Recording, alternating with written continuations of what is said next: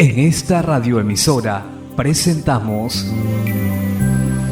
Llaves para vivir con éxito, a cargo del internacionalmente conocido maestro de la Biblia y escritor Derek Prince, quien comparte su experiencia personal y ministerio cristiano en Llaves para vivir con éxito.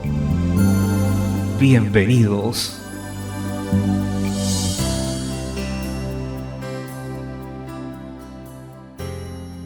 Llaves para vivir con éxito presenta La Gracia, capítulo 2, cuarta parte. Me alegro de estar nuevamente con usted para seguir explorando juntos las riquezas de nuestro tema, la gracia. En mis 2 charlas anteriores he compartido 2 aspectos relacionados con este tema. El primero fue cómo recibir la gracia de Dios, el proceso inicial. El segundo fue sobre cómo aprender a depender de la gracia de Dios en nuestra vida cotidiana. Los 2 deben venir en ese orden.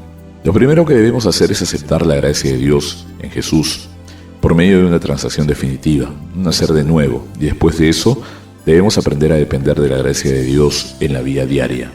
Uno de los pasajes claves que estudiamos está en Juan capítulo 1, versículos 12 y 13. Mas a todos los que le recibieron, a Jesús, a los que creen en su nombre, les dio potestad de ser hechos hijos de Dios, los cuales no son engendrados de sangre, ni de voluntad de carne, ni de voluntad de varón, sino de Dios. El proceso clave es recibir a Jesús, no es ir a la iglesia, no es decir oraciones, no es pertenecer a la iglesia, no es volver una nueva hoja. Hay todo tipo de sustitutos que la mente humana ha desarrollado, pero no son efectivos. La única cosa que es efectiva es recibir a Jesús, y cuando le recibimos experimentamos un nuevo nacimiento, no en lo natural sino en lo espiritual. Surge una nueva vida en nosotros. Y más adelante en el mismo primer capítulo de Juan, el versículo 16 dice: porque de su plenitud tomamos todos y gracia sobre gracia. Eso significa que una vez que recibimos a Jesús, entonces por cada gracia en Él, la gracia correspondiente se puede manifestar en nuestras vidas. Y la gracia de Jesús toma el lugar de nuestras debilidades. Su coraje toma el lugar de nuestra timidez. Su pureza toma el lugar de nuestra lujuria. Su gentileza toma el lugar de nuestra ira. Y así sucesivamente es gracia por gracia. Y con respecto a aprender a depender de la gracia de Dios en nuestras vidas cotidianas, cité Filipenses 4:13, donde Pablo dice: todo lo puedo en Cristo que me fortalece. La clave está en contar con que la fortaleza de Jesús reemplazará nuestra debilidad. Y Pablo dice: cuando soy débil, entonces soy fuerte. En otras palabras, cuando yo soy consciente de mi debilidad, se hace más fácil para mí darle campo a la gracia correspondiente de Dios. Pero cuando yo creo que puedo manejar la situación, soy capaz de meterme en problemas. Hoy voy a dar un paso más en nuestro tema de la gracia. Voy a hablar de hacer espacio para la gracia de Dios. Esto requiere superar una gran barrera, nuestra vida propia. Mientras busquemos mantener nuestra antigua vida, no habrá lugar para que la gracia de Dios se vea en nosotros. Con respecto a esto, la vida humana es como una sección de película en una cámara fotográfica. Está diseñada para una sola foto, así que en esa sección del negativo es inútil tratar de mostrar la imagen de Jesús. Pero lo que hace el nuevo nacimiento es que nos da una sección nueva y limpia del negativo, y en esa sección sí hay un lugar para una verdadera y acertada representación de Jesús.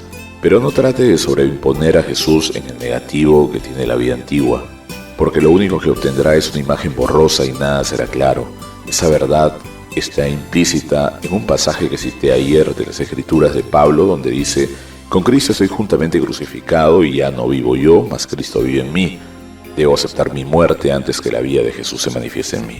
Hoy quiero ilustrar el mismo principio, pero en un pasaje que está en 2 Corintios 4, versículos 5 y 6, donde Pablo dice: porque no nos predicamos a nosotros mismos, sino a Jesucristo como Señor, y a nosotros como nuestros siervos por amor de Jesús. Porque Dios, que mandó que de las tinieblas resplandeciese la luz, es el que resplandeció en nuestros corazones para iluminación del conocimiento de la gloria de Dios en la faz de Jesucristo. Esta es en realidad una declaración extraordinaria cuando se considera quién la dijo y bajo qué circunstancias. Pablo, el antiguo fariseo orgulloso, el judío santurrón, le escribía a los cristianos corintios y les dice: somos sus siervos. En griego se traduce como sus esclavos por amor de Jesús. Necesitamos pensar en el tipo de personas que eran estos cristianos corintios antes de que evaluemos completamente lo que involucra esa declaración. Pablo les dice a las mismas personas en 1 Corintios capítulo 6, versículos del 9 al 11: no erréis, ni los fornicarios, ni los idólatras, ni los adúlteros, ni los afeminados, ni los que se echan con varones, ni los ladrones, ni los ávaros, ni los borrachos, ni los maldicientes, ni los estafadores heredarán el reino de Dios, y esto erais algunos. Mire qué tipo de personas. Repasemos la lista por un momento para ver qué tipo de personas le está escribiendo Pablo. Habían sido fornicarios, idólatras, adúlteros, afeminados, se habían echado con hombres, ladrones, ávaros, borrachos, maldicientes y estafadores. Y este grupo de personas, un fariseo orgulloso y santurrón, les escribe: somos sus siervos, sus esclavos por amor de Jesús. No creo que haya otra forma de cambiar a un hombre como Pablo hasta tal extremo, si no es por la gracia de Dios. Sus ritos religiosos no lo hubieran logrado. Requirió la gracia sobrenatural y soberana de Dios para efectuar ese tipo de cambio. En un hombre como Pablo, que antes era tan recto y que llegara al lugar donde se hiciera siervo de personas, que antes de su encuentro con Jesús ni siquiera habría querido caminar por el mismo lado de la calle que ellos. Él no hubiera permitido que el borde de su capa les tocase, pero ahora Él les está diciendo a estas mismas personas: somos sus esclavos, estamos aquí para servirles, solo queremos hacerles el bien. Note los 3 pasos que llevaron a Pablo hasta ese lugar. Todos están contenidos en los pasajes que ya leí. El primer paso es el negarse a sí mismo. No nos predicamos a nosotros mismos.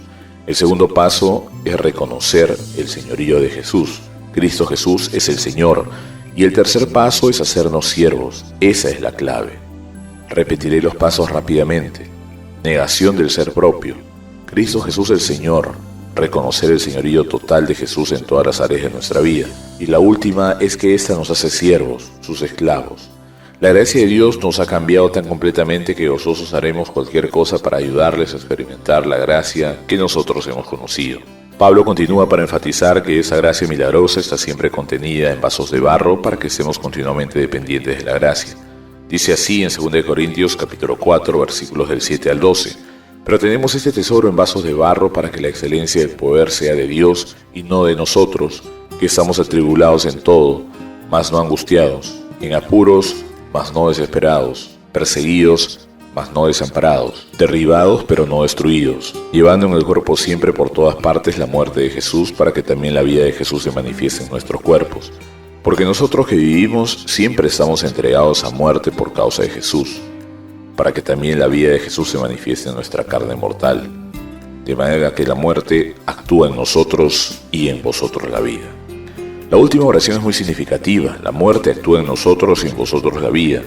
No podemos ser canales de la vida y de la gracia de Cristo hasta que la muerte haya actuado en nosotros, hasta que nos neguemos a nosotros mismos, hasta que veamos que nuestra antigua vida fue crucificada juntamente con Cristo, hasta que podamos decir como Pablo: con Cristo estoy juntamente crucificado, he llegado al final de mi propia vida, he compartido con Jesús esta muerte vergonzosa en la cruz, ahora no soy yo el que vive.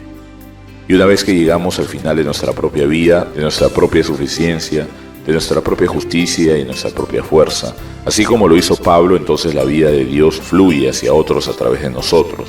Nos convertimos en canales de vida y de gracia divina y sobrenatural.